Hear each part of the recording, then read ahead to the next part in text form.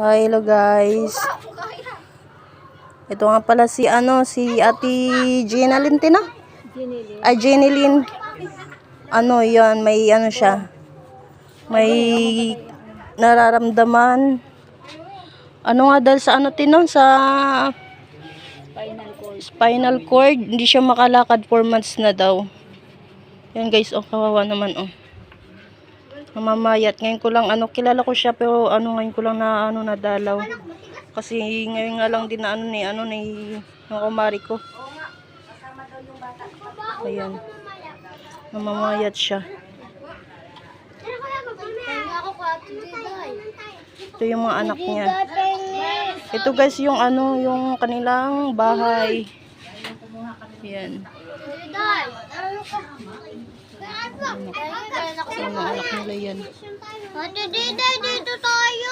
Guys, baka naman may may tumulong kay Ate Jenalyn. Tama ba ga? Jenalyn Ate, pasensya ka na te. Di na kasi tayo magkawit bahay. Kaya nakalimutan ko na yung pangalan. Ayan. Spinal cord daw yung kanyang nararamdaman. Yung namamayat sa Ate Jenalyn. Di ba yung parang yun, di ba? Yung sinasabi ng iba na sa sa dugo. Nagbabara daw. Yung namamayat siya. Pinipigil na pati yung ng anak niya yung kamay niya kasi parang feeling ko parang naninigas tayo Ate Jen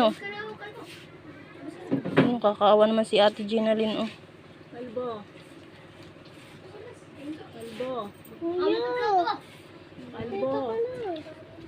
Dalawang anak ng naghahawak sa kamay niya.